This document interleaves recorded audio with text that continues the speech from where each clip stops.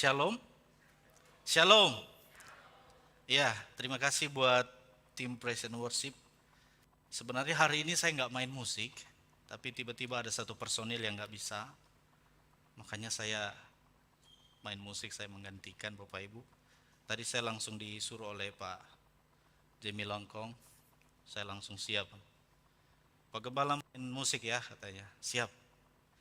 Ya puji Tuhan Bapak Ibu Saudara, hari ini kita bersama-sama merenungkan firman Tuhan dengan satu tema yaitu menjadi utusan Kristus adalah menjadi pengikutnya. Menjadi utusan Kristus adalah menjadi pengikutnya. Mari kita baca bersama-sama di dalam Lukas pasalnya yang ke-9 ayat 57 sampai 62. Lembaga Alkitab Indonesia memberikan perikop yaitu hal mengikut Yesus. Kita baca ayat ini secara bergantian. Saya ayat 57, Bapak Ibu ayat 58, bergantian sampai ayat 62. Mulai dari saya ayat 57. Ketika Yesus dan murid-muridnya melanjutkan perjalanan mereka, berkatalah seorang di tengah jalan kepada Yesus, "Aku akan mengikut engkau kemana saja engkau pergi."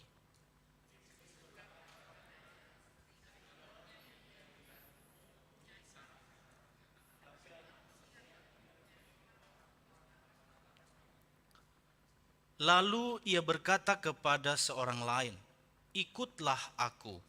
Tetapi orang itu berkata, "Izinkanlah aku pergi dahulu menguburkan Bapakku."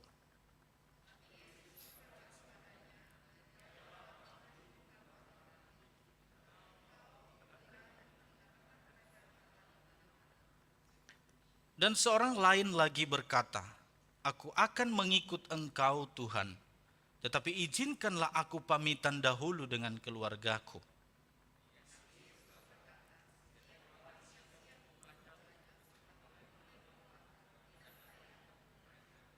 Ya, Bapak Ibu Saudara, sesuai dengan tema hari ini adalah menjadi pengikut Kristus. Saudara, adakah di antara kita yang menyesal mengikut Tuhan Yesus? Ada, bisa angkat tangan. Saya menyesal mengikut Tuhan Yesus. Tidak ada berarti ya. Saya percaya bahwa kita semua yang hadir di tempat ini adalah pengikut Yesus. Makanya kita datang ke gereja. Istilah daripada Kristen itu adalah pengikut Kristus. Nah, Bapak Ibu Saudara, hidup kita ini dipengaruhi oleh apa yang kita pilih. Ya. Jika salah memilih, maka itu bisa merugikan kehidupan kita. Ya. Misalnya, pilihan yang diambil Lot menetap di lembah Yordan. Tanah yang subur, tetapi dekat dengan perkemahan orang-orang Sodom. Pada waktu itu disuruh milih. Dan ketika Lot melihat bahwa ada lembah Yordan, seakan-akan itu hijau, tetapi dia tidak tahu sebenarnya di dalamnya ada orang-orang Sodom di sana. Tetapi dia memilih itu dan ternyata keputusan yang dilakukan oleh Lot pada saat itu salah. Ya, kemudian Sodom dan Gomora dihancurkan oleh Tuhan di dalam Kejadian 13 ayat 1 sampai 18. Jadi Bapak Ibu Saudara, hidup kita dipengaruhi oleh apa yang kita pilih. Kalau kita memilih pasangan hidup, salah memilih pasangan hidup, kita bakalan menyesal seumur hidup. Betul Bapak Ibu. Tiap pagi kita bangun, lihat mukanya lagi, oh Tuhan berikan kekuatan kepadaku untuk menghadapi istriku ini gitu kan. Kalau salah memilih. Tapi kalau Bapak Ibu memilih dengan tepat, memilih dengan benar, maka Bapak Ibu tiap hari melihat suami istri dengan luar biasa sukacitanya. Wah, puji Tuhan gitu ya. Bapak Ibu Saudara, tiap-tiap hari kita diperhadapkan dengan berbagai pilihan-pilihan. Yang tanpa sadar kadang-kadang kita mengambil pilihan-pilihan yang salah. Nah, Bapak Ibu Saudara, ketika kita memilih juru selamat dalam kehidupan kita, pada saat kita memilih itu sebenarnya bukan satu beban yang berat. Tetapi yang berat adalah mempertahankan pilihan kita itu. Nah, kita belajar hari ini nanti, sebenarnya mengikut Kristus itu bagaimana? Apa yang harus kita lakukan? Nah, kalau kita perhatikan di Lukas 9 ayat 57 sampai 62 ini merupakan kelanjutan dari peristiwa murid-murid Yesus yang bertengkar tentang siapa terbesar di antara mereka. Kalau kita lihat konteksnya. Hal itu terjadi karena mereka memiliki pola pikir yang keliru dalam mengikut Kristus. Ya. Mereka malah berdebat satu dengan yang lain, siapa yang lebih besar di antara mereka. Malah Tuhan Yesus menjawab, dia membawa seorang anak kecil. Ya. Dia membawa seorang anak kecil dan selanjutnya Bapak Ibu bisa baca sendiri dalam Lukas pasal 9 di konteksnya di situ. Nah, di dalam bacaan yang kita baca tadi, di sini diceritakan kepada kita tentang 3 orang yang berbeda menawarkan diri untuk mengikut Kristus. Ya, ada 3 orang di sini yang menawarkan diri untuk mengikut Kristus. Dan di situ disertai dengan jawaban yang diberikan oleh Kristus kepada mereka masing-masing. Ya, ada 3 orang, nanti kita lihat satu persatu. Sebenarnya motivasi dari orang-orang ini mengikut Kristus apa? Waktu saya membaca firman Tuhan ini Bapak Ibu Saudara, saya diingatkan kembali bagaimana cinta mula-mula saya. Muncul berbagai pertanyaan bagi saya ketika saya duduk membaca firman Tuhan ini. Salah satu pertanyaan yang muncul adalah, ngapain sih saya jadi pendeta? Apa motivasi saya jadi pendeta? Ngapain sih saya jadi hamba Tuhan? Bapak Ibu Saudara, pertanyaan yang sama mungkin saya tanyakan pada hari ini bagi Bapak Ibu, tapi Bapak Ibu tidak perlu menjawabnya. Bapak Ibu bisa merenungkannya. Ngapain Bapak Ibu jadi orang Kristen? Ngapain Bapak Ibu mau menjadi pengikut Kristus? Atau pertanyaan yang lebih sederhana lagi, ngapain Bapak Ibu datang ke gereja hari ini? Bapak Ibu Saudara, mengikut Kristus yang pertama di ayat 57 sampai 58, bahwa mengikut Kristus tidak memikirkan kesenangan dunia ini. Coba kita perhatikan ya, di ayat 57. Ketika Yesus dan murid-muridnya melanjutkan perjalanan mereka, berkatalah seorang di tengah jalan kepada Yesus, "Aku akan mengikut engkau kemana saja engkau pergi." Ya, perkataan orang ini sebenarnya tidak ada yang salah Bapak Ibu Saudara. Tidak ada yang salah. Kenapa? Dikatakan, "Aku akan mengikut engkau kemana saja engkau pergi." Bukankah pernyataan ini merupakan pernyataan yang ditunggu-tunggu oleh Tuhan Yesus bagi banyak orang? Tetapi di ayat 58 Yesus berkata begini, "Serigala mempunyai liang dan burung mempunyai sarang, tetapi anak manusia tidak mempunyai tempat untuk meletakkan kepalanya." Ini menjadi pertanyaan besar Bapak Ibu. Kenapa Tuhan Yesus menjawab ini? Harusnya Tuhan Yesus tinggal menjawab, "Puji Tuhan, sini ikut saya, jadilah muridku." Bukankah ketika Tuhan Yesus mencari murid-muridnya, Tuhan Yesuslah yang menawarkan kepada mereka, "Ikut aku." Ya. Terus kenapa ada orang tiba-tiba mengatakan, "Aku mengikut engkau"? Tuhan Yesus malah menjawab kepadanya, "Serigala mempunyai liang dan burung mempunyai sarang, tetapi anak manusia tidak mempunyai tempat untuk meletakkan kepalanya." Ini menjadi pertanyaan, kenapa Tuhan Yesus menolak orang ini? Kenapa? Bapak Ibu Saudara, orang yang bertanya ini, orang yang mengatakan ini, yang mau mengikuti Yesus ini adalah orang Farisi pada saat itu. Ahli-ahli Taurat. Tuhan Yesus tahu betul bahwa orang ini mengikuti Yesus pasti ada maksudnya. Bukan dengan tulus mengikut Yesus. Kristus memberinya suatu peringatan yang penting dan tidak menjanjikannya hal-hal besar dalam dunia ini. Sebaliknya, dalam mengikut Dia, orang itu harus bersedia menanggung kemiskinan, kekurangan, karena anak manusia tidak mempunyai tempat untuk meletakkan kepalanya. Ternyata Bapak Ibu Saudara, orang ini mengikut Yesus ada maksudnya. Dia tidak tulus mengikut Yesus. Dia punya maksud tertentu. Orang-orang Farisi, ahli-ahli Taurat lebih berpikir Bapak Ibu bagaimana mereka mendapat keuntungan secara duniawi ketika mereka mengikut Kristus. Saudara-saudara yang dikasihi Tuhan, maka seharusnya kita Bapak Ibu Saudara mengikut Kristus ini harusnya mengesampingkan angan-angan tentang hal besar dalam dunia ini dan tidak berpikir untuk menjadikan apapun lebih penting daripada surga. Kalau Bapak Ibu Saudara mengikut Kristus hanya untuk mendapatkan kesenangan, untuk mendapatkan kesenangan-kesenangan duniawi, mengikut Kristus supaya Bapak Ibu menjadi kaya, Bapak Ibu salah alamat. Tuhan Yesus itu tidak memberikan otomatis uang dari sorga untuk memperkaya kita, tidak. Ya, kalau kita mau mencari uang yang banyak, bekerja keras.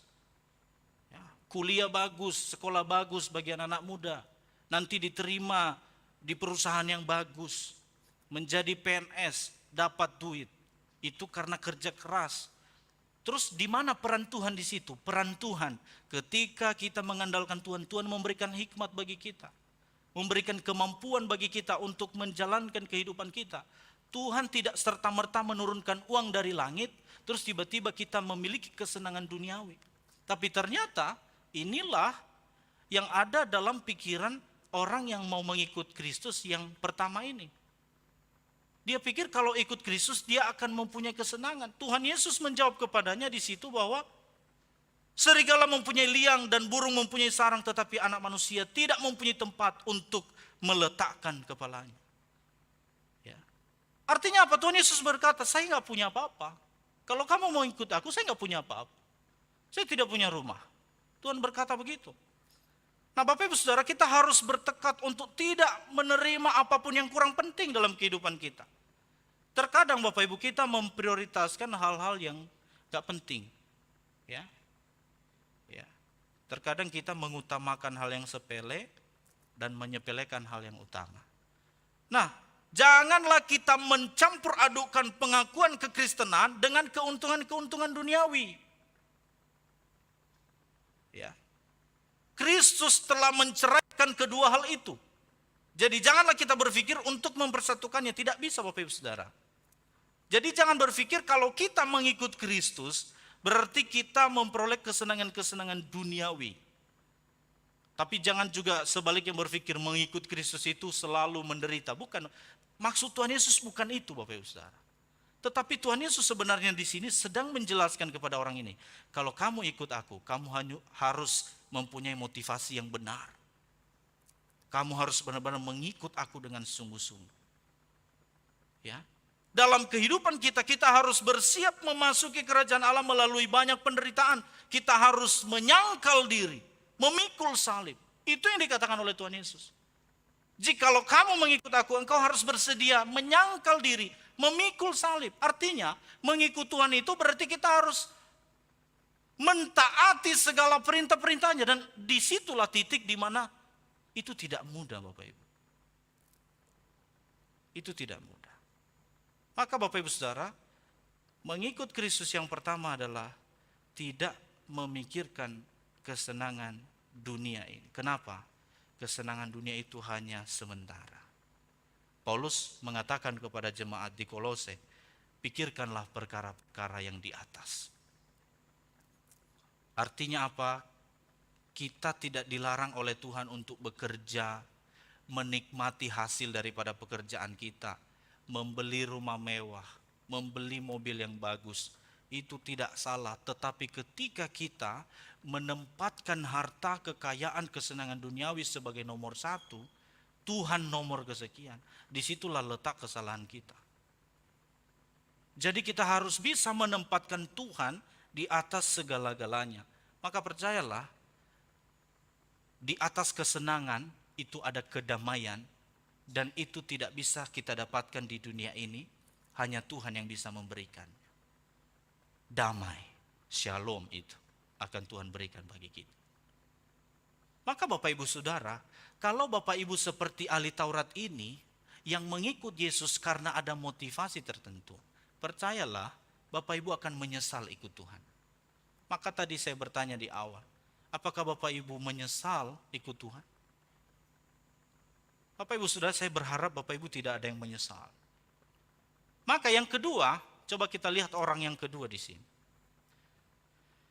Di ayat 59 sampai 60. Lalu ia berkata kepada seorang lain, ikutlah aku.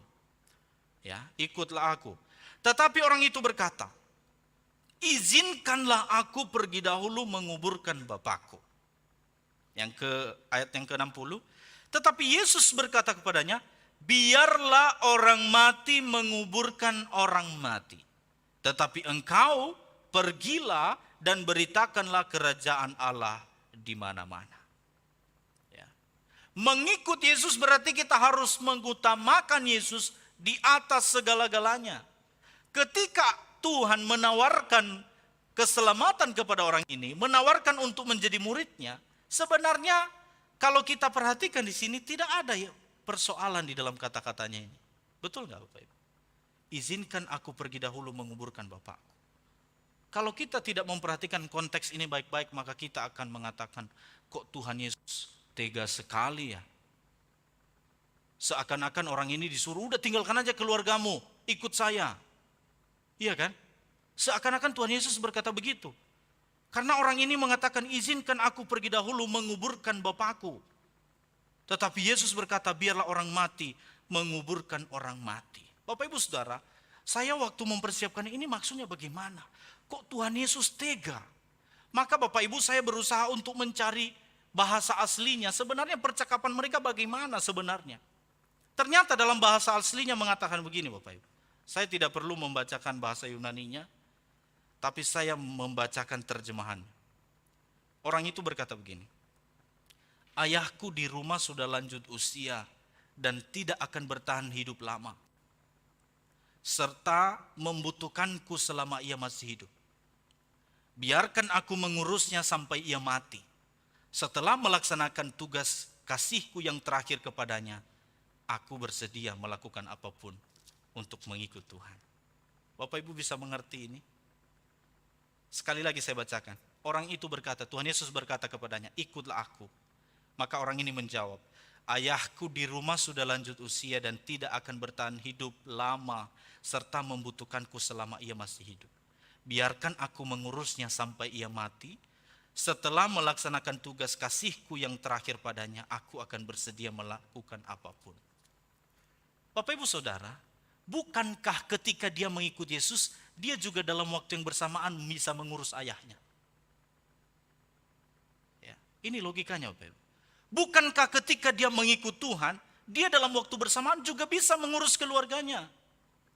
Tetapi justru dia mengatakan, saya mau ngurus dulu bapakku, setelah aku urus keluargaku, setelah dia mati, dia dikubur, maka aku akan mengikut Yesus.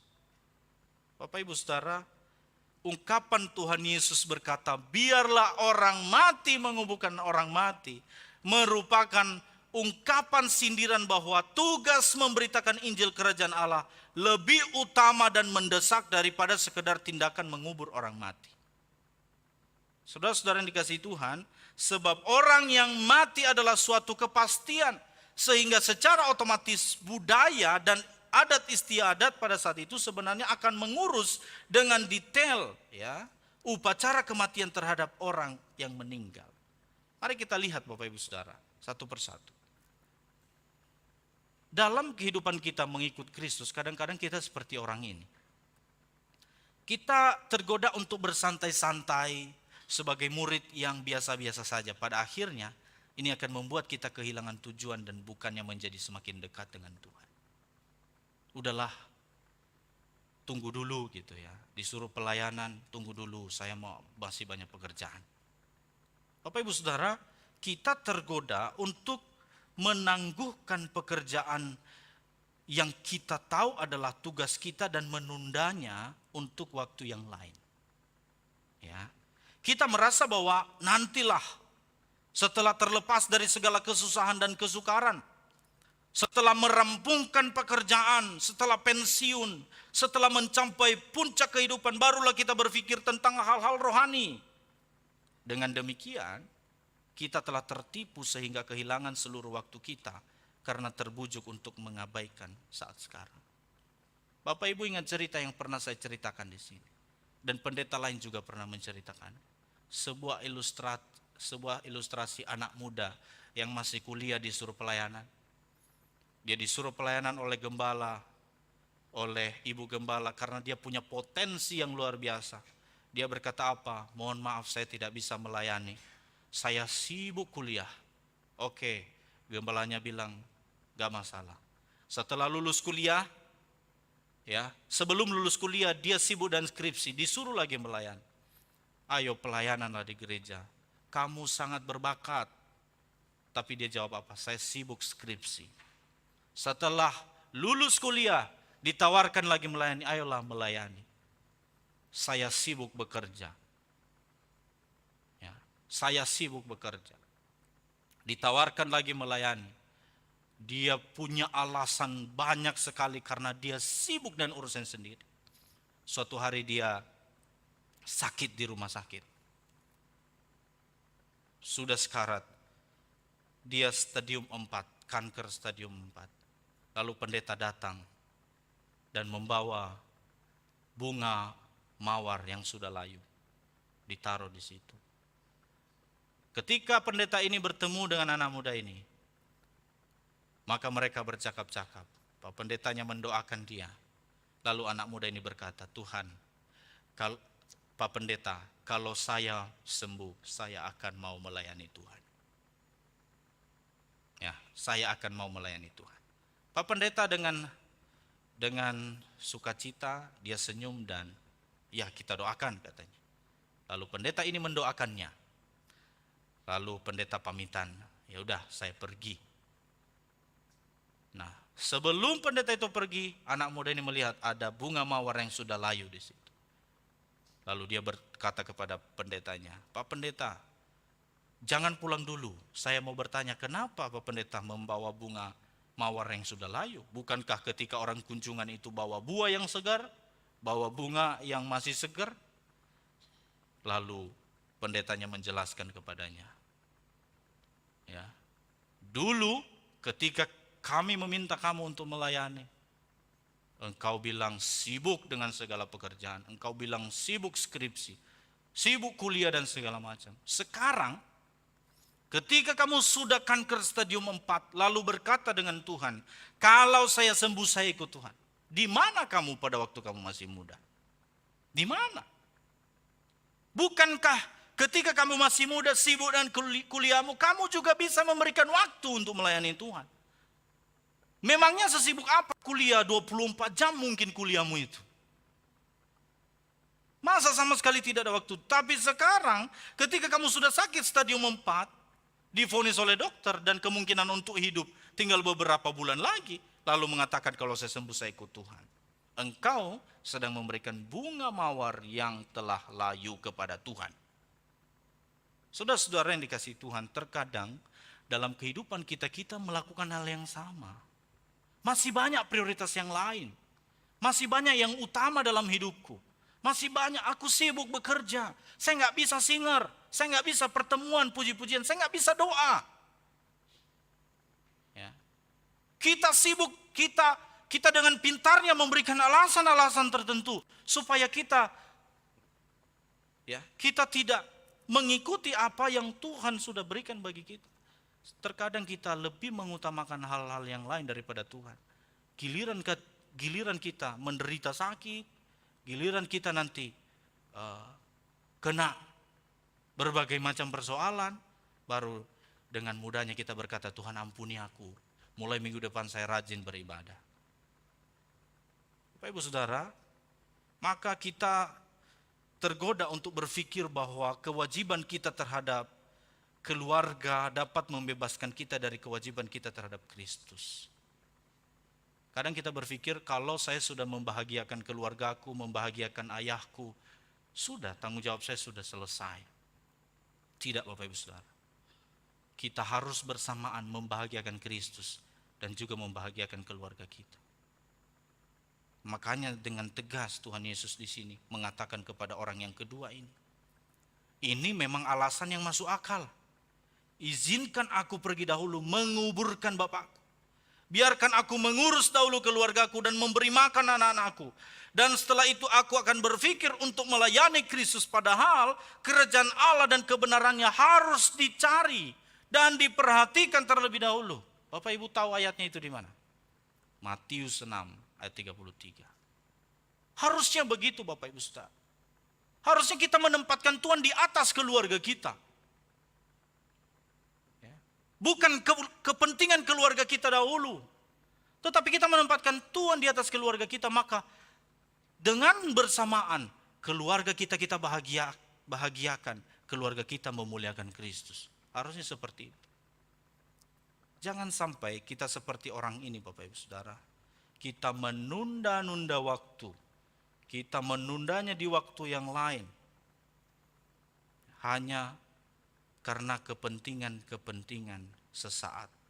Saudara yang dikasihi Tuhan, maka Tuhan Yesus menjawab di situ, pergilah dan beritakanlah kerajaan Allah di mana-mana. Artinya apa? Ini bukan berarti bahwa Kristus ingin agar para pengikutnya pelayanan bersikap tidak wajar. Ya. Agama kita atau kekristenan mengajar kita supaya bersikap manis dan berbuat baik dalam setiap hubungan untuk menunjukkan kesalehan kita dalam rumah kita dan membalas budi kepada orang tua kita, menghormati orang tua kita. Tuhan Yesus di sini tidak sedang mengatakan bahwa tinggalkan seluruh keluargamu, tidak usah peduli dengan kebutuhan rumah tanggamu, ikut aku. Tuhan Yesus tidak mengatakan hal itu. Sebenarnya Tuhan Yesus sedang mengatakan, prioritaskan aku dalam keluargamu, maka aku akan memberkati keluargamu. Ini yang kadang-kadang kita tidak perhatikan Bapak Ibu Saudara. Makanya Tuhan Yesus seringkali menegur orang-orang kaya di dalam Alkitab. Kenapa Tuhan Yesus sering menegur, mengatakan bahwa orang kaya sukar masuk surga? Kadang-kadang kekayaan duniawi, kesenangan duniawi membuat kita lupa akan Tuhan. Membuat kita lupa bahwa segala sumber berkat sebenarnya Tuhan. Terkadang begitu Bapak Ibu Saudara. Maka janganlah kita menjadikan tugas-tugas ini ya sebagai dalih untuk meninggalkan kewajiban kita terhadap Kristus. Ya. Jangan Bapak Ibu Saudara. Jangan kita menjadikan tugas-tugas kita di dunia sebagai dalih untuk meninggalkan kewajiban kita di dalam Kristus. Ya. Jika sampai hubungan terdekat kita dan tererat yang kita miliki di dunia ini menjauhkan kita dari Kristus, ini akan membahayakan kita. Ya, bahkan di dalam Alkitab sendiri, jikalau kamu lebih mengasihi istrimu daripada Tuhan, itu katanya kita sedang melanggar hukum Allah. Artinya apa? Kita harus menempatkan Tuhan di atas segala-galanya. Sesibuk apapun Bapak Ibu, ingat bahwa ketika kita mengikut Kristus, kita punya tanggung jawab dalam kehidupan ini. Maka sesibuk apapun, saya tidak percaya kalau Bapak Ibu bilang, saya tidak punya waktu untuk Tuhan. Ya, makanya saya tidak pernah memaksa Bapak Ibu untuk ikut berdoa. Saya tidak pernah memaksa Bapak Ibu untuk ikut persekutuan. Karena saya tidak mau Bapak Ibu terpaksa mengikutinya. Saya mau memberitakan firman Tuhan depan ini dan Bapak Ibu sadar bahwa persekutuan itu penting. Jangan sampai Bapak Ibu datang persekutuan hanya karena gak enak sama gembala, gak enak sama penatua. Bapak Ibu sedang berpura-pura dalam beribadah kepada Tuhan. Ini adalah urusan pribadi kita dengan Tuhan. Bapak Ibu Saudara, jangan ada dalih yang mengganggu ketaatan kita saat ini terhadap panggilan Kristus. Tidak ada. Maka anak-anak muda saat ini yang punya potensi, maupun Bapak Ibu yang punya potensi untuk melayani, selagi ada waktu, mulai dari sekarang untuk melayani Tuhan. Jangan bilang, tunggu saya selesaikan semua pekerjaanku, baru saya mau melayani Tuhan. Kita sedang berdalih di hadapan Tuhan. Bapak Ibu Saudara, yang ketiga, Di ayat 61 dan 62. Dan seorang lain lagi berkata, aku akan mengikut engkau Tuhan. Tetapi izinkanlah aku pamitan dahulu dengan keluargaku. Lagi-lagi Bapak Ibu Saudara, tidak ada yang salah dengan kata-kata ini. Tetapi Yesus berkata, setiap orang yang siap untuk membajak, tetapi menoleh ke belakang, tidak layak untuk kerajaan Allah.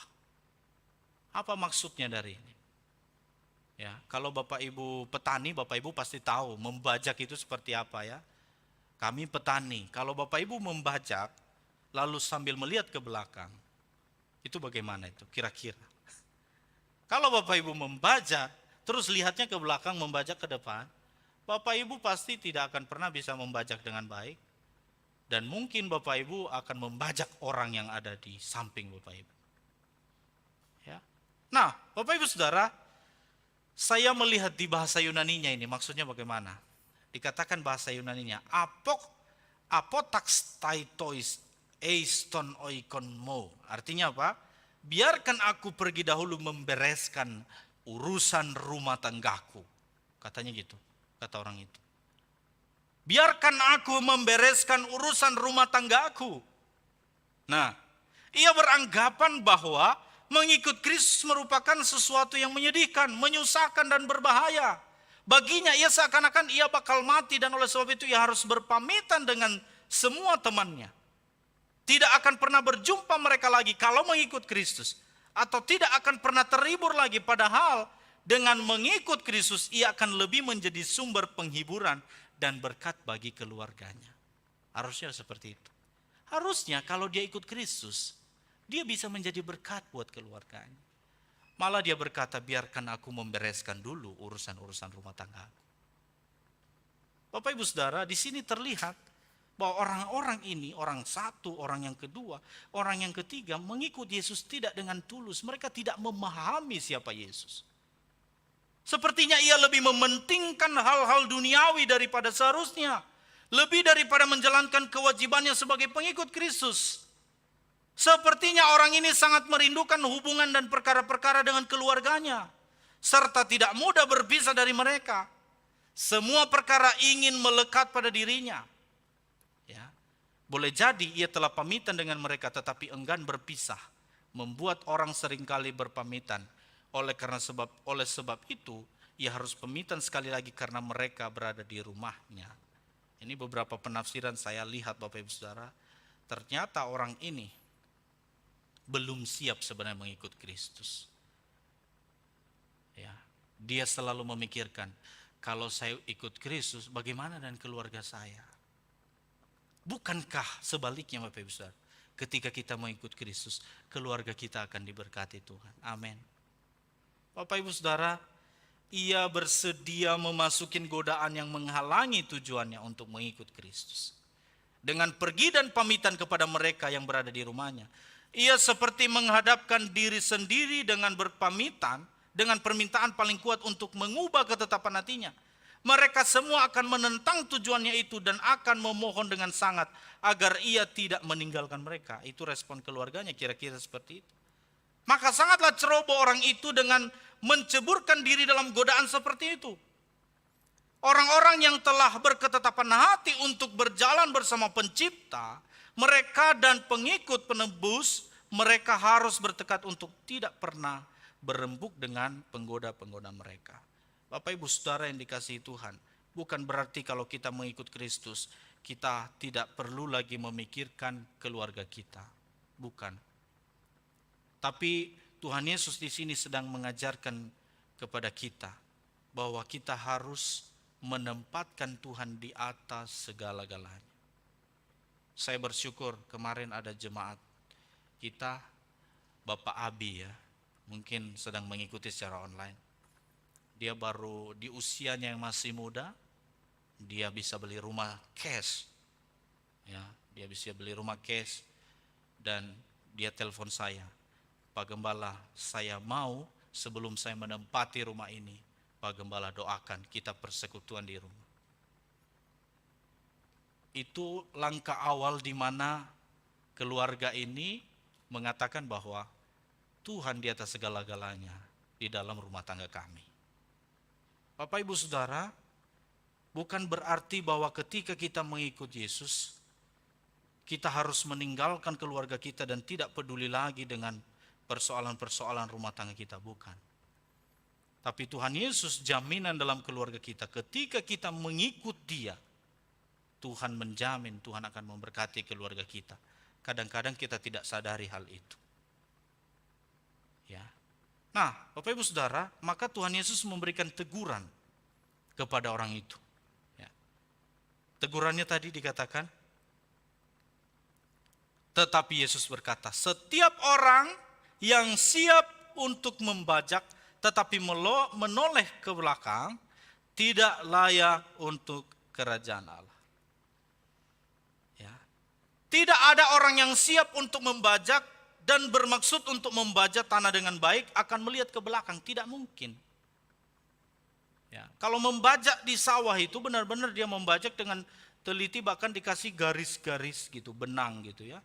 Kasih benang supaya dia bisa membajak dengan baik. Bagaimana dia bisa membajak dengan baik sedangkan ya, yang dia lihat ke belakang. Tuhan Yesus sedang menjelaskan di sini Bapak Ibu Saudara bahwa mengikut Kristus tidak ada lagi menoleh ke belakang. Ya. Atau menoleh ke belakang, sebab jika demikian halnya ada banyak bagian tanah ya yang tidak akan terbajak dan tanahnya menjadi tidak bagus untuk ditabur benih-benih padi, pasti berantakan. Jadi Bapak Ibu, kalau kita telah berencana untuk mengikut Tuhan dan mau menuai keuntungan seperti yang diperoleh oleh orang-orang yang mengikut Tuhan, dan kita masih menoleh ke belakang pada kehidupan dunia, ya, merindukan kehidupan kita masa lalu, maka kita sama saja seperti istri Lot di Sodom yang tampaknya disiratkan di sini. Engkau tidak layak untuk kerajaan Allah. Dijelaskan di situ di dalam kitab Perjanjian Lama, kitab Kejadian. Bapak Ibu Saudara yang dikasihi Tuhan, kalau kita sudah mengikut Kristus, ketika Paulus sudah mengikut Kristus, segala masa lalunya, dia katakan itu semua kerugian. Ya. Dia tidak lagi melakukan hal yang sama seperti yang dia lakukan dulu sebelum mengenal Kristus. Kalau mengikut Kristus, tinggalkan masa-masa lalu saudara yang tidak berkenan di hadapan Tuhan. Harusnya Paulus bisa membanggakan masa lalunya itu. Dia orang yang terdidik, tetapi dia katakan itu semua kerugian bagiku. Tapi satu keuntungan ketika aku mengikut Tuhan dalam kehidupanku.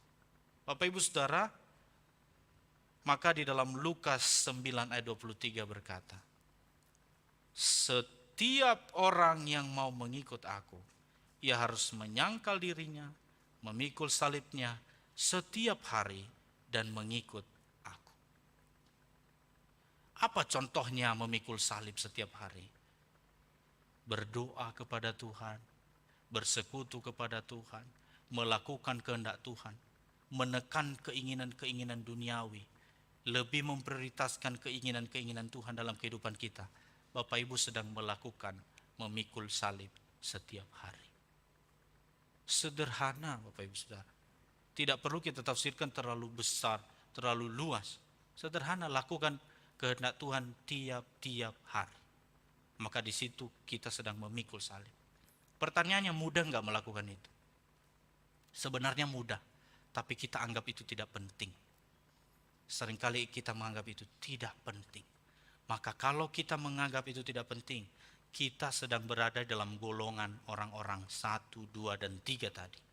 Yang selalu mau mengikut Tuhan, hanya memikirkan kesenangan, tanpa memikirkan tanggung jawabnya sebagai orang Kristen. Bapak Ibu Saudara, maka ada seorang teolog yang berkata, jalan menuju surga memerlukan banyak pengorbanan di dunia ini, sehingga sedikit orang rela membayar harga. Mengikut Yesus berarti kita kehilangan.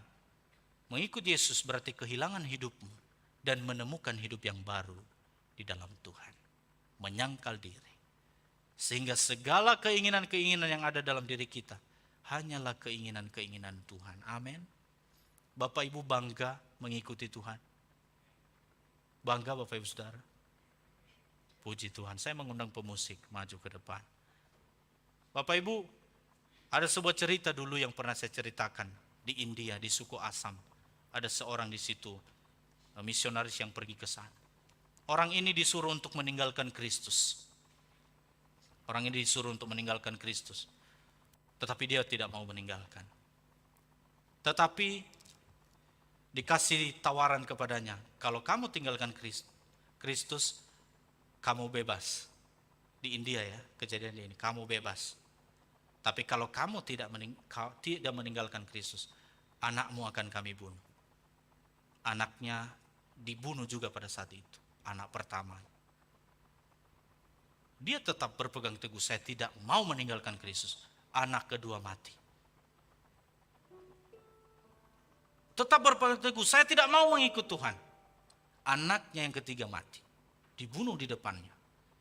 Lagi-lagi dikatakan, gimana, apakah kamu mau meninggalkan Tuhan Yesus? Tidak mau. Istrinya mati. Pada akhirnya tinggal dia sendiri di situ. Apakah kamu mau meninggalkan Kristus?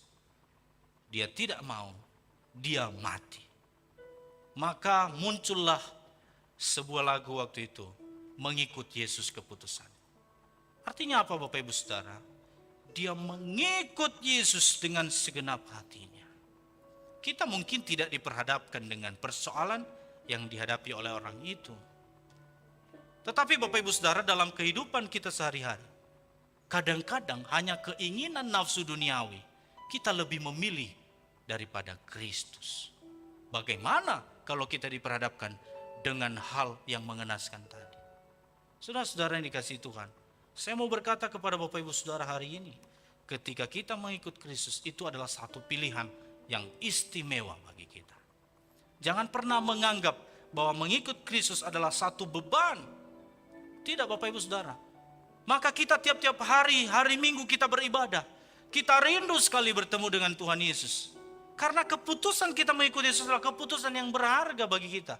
Bukan hanya sekedar kita Kristen dari lahir, bukan Bapak Ibu Saudara. Maka biarlah hari ini kita merenungkan kembali. Ngapain sih saya ikut Kristus? Apakah saya sudah melakukan tanggung jawabku sebagai orang Kristen? Masih ada kesempatan bagi kita memperbaiki diri Bapak Ibu Saudara. Kalau mau mengikuti Yesus, engkau harus memikul salib, menyangkal diri. Segala bebanmu, Tuhan akan memberikan jalan keluar. Tuhan akan memberikan kelegaan bagi kita. Memberikan damai sejahtera. Bersama dengan Tuhan, kita bisa melewati semua persoalan hidup.